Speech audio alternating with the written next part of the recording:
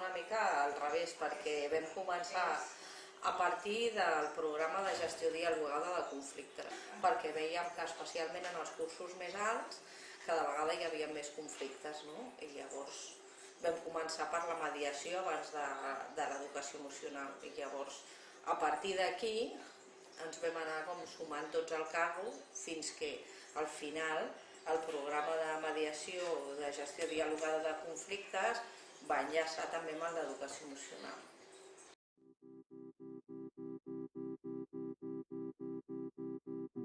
La part principal per poder engegar va ser engrescar els mestres.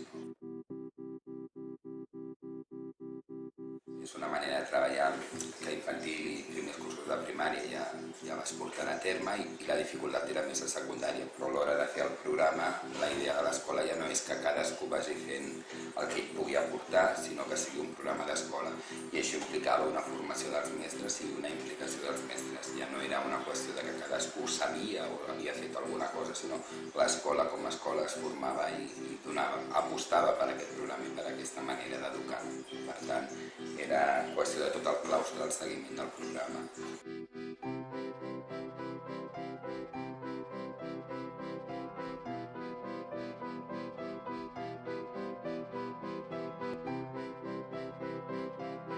Jo vull saber com em sento i com es senten els meus amics.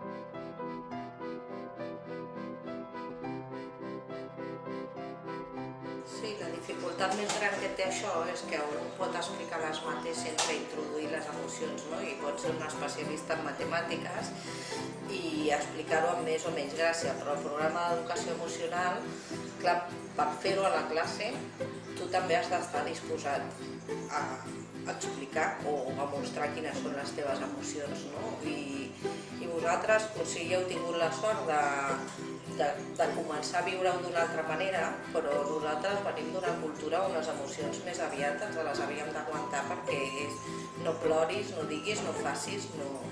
Llavors, per tots nosaltres, els mestres, ha suposat un esforç addicional, no? Perquè venim de que el que ens han ensenyat sempre és a no mostrar les emocions. M'agradaria aprendre a relaxar-me i a controlar-la.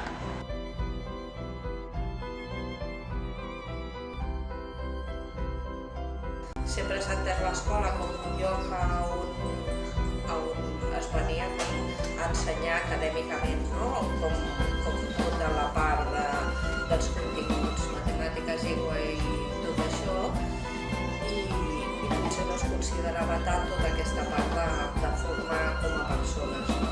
Llavors, després, ara els estudis ens donen la raó, no? Dient que la gent que acaba tenint més recursos és la gent que també sap gestionar millor les seves emocions i la gent que sap que té més habilitats comunicatives, socials i tot això, més fins i tot que la gent que treu bons resultats acadèmics, no? Llavors, jo crec que és un valor afegit que tenim i que les famílies també valoren.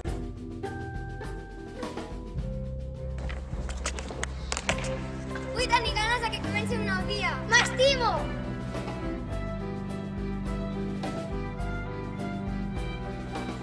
Perquè són canvis. Nosaltres ara quan fem entrevistes amb les famílies, quan venen sobretot a P3 per entrar, els expliquem com es treballa a l'escola, el projecte educatiu, les activitats, i donem molt èmfasi en aquesta educació integral dels nens i de les nenes, que ensenyem matemàtiques, llengua, tecnologia, tot, però que hi ha aquesta part d'aquesta vessant d'educació emocional que és al final el que fa, no? Com surten aquests nens a l'escola, no a nivell només d'aprenentatges o de continguts, sinó a nivell humà i a nivell de persones. I per tant expliquem que per nosaltres és molt important. Volem desenvolupar una major competència emocional en les relacions socials. És a dir, volem que l'educació emocional funcioni tant amb la família com en els amics.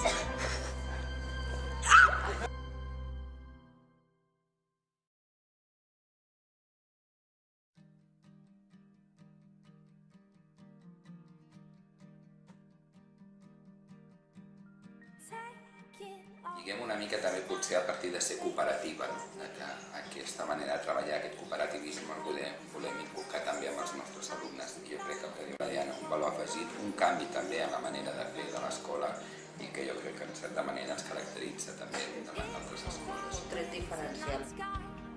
Ships are sailing, looking down on these bright blue city lights, and they won't wait, and they won't wait, and they won't wait. We're here to stay, we're here to stay, we're here to stay. Howling ghosts, they reappear, mountains that are stacked with fear. But you're a king and I'm a lion heart, a lion heart.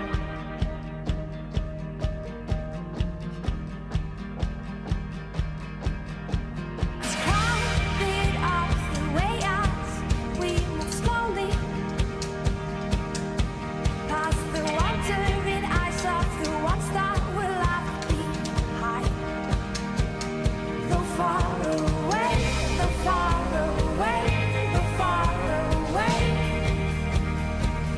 we're still the same, we're still the same, we're still the same. Howling ghosts, they reappear, mountains that are stacked with fear. But you're a king and I'm a lion heart. And in the sea that's painted black, creatures like below the sack. But you're a king and I'm a lion heart.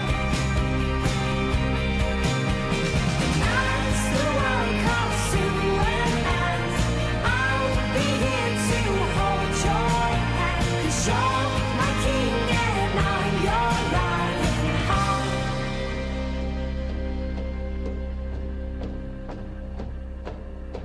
A lion heart,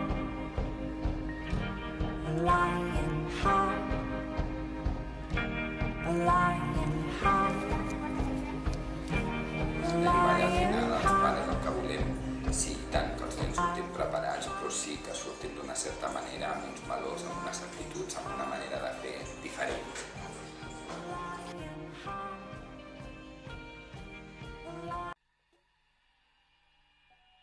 I'm looking for a place to A start. tu t'agrada l'educació emocional? Sí.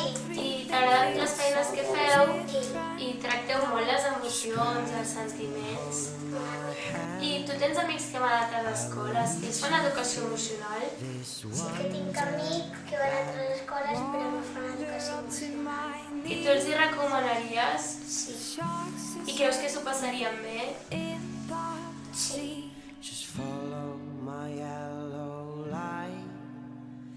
Fem reunions i parlem de coses.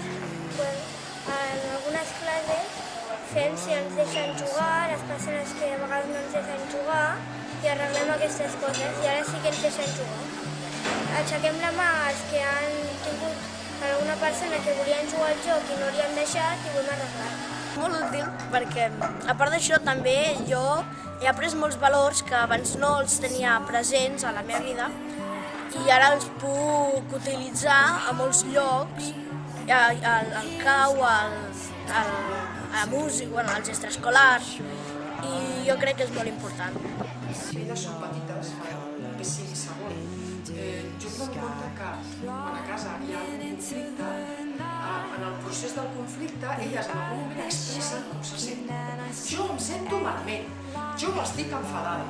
I aquest tipus d'expressions a mi em recorden el que m'han explicat que es fa en educació emocional. Llavors, a partir d'aquí, jo com a mare també intento expressar-los amb elles com se senten i com es sento jo. I a partir d'aquí no només treballem el fet concret, sinó també com ens sentim. I jo crec que això ens ajuda a resoldre les coses millor i més tranquil·lament.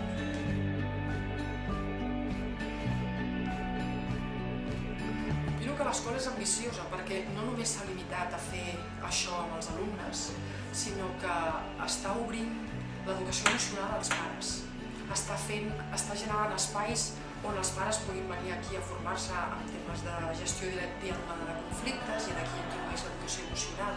És a dir, està englobant tot el projecte des d'un punt de vista absolutament integral, incorporant tots els actors que hi ha dintre de l'escola. I clar, això em sembla fantàstic, I penso que s'ha d'anar més i m'agradarà veure com van treballar a l'escola tots aquests temes amb els nens i nenes que han començat a P3 amb aquesta formació i que arriben a l'ESO amb aquesta formació. No és el mateix els alumnes que ara esteu fent la secundària, que porteu 2, 3, 4 anys fent educació emocional. Jo tinc la sort que tindré les nenes a quart d'ESO amb tot aquest procés, no?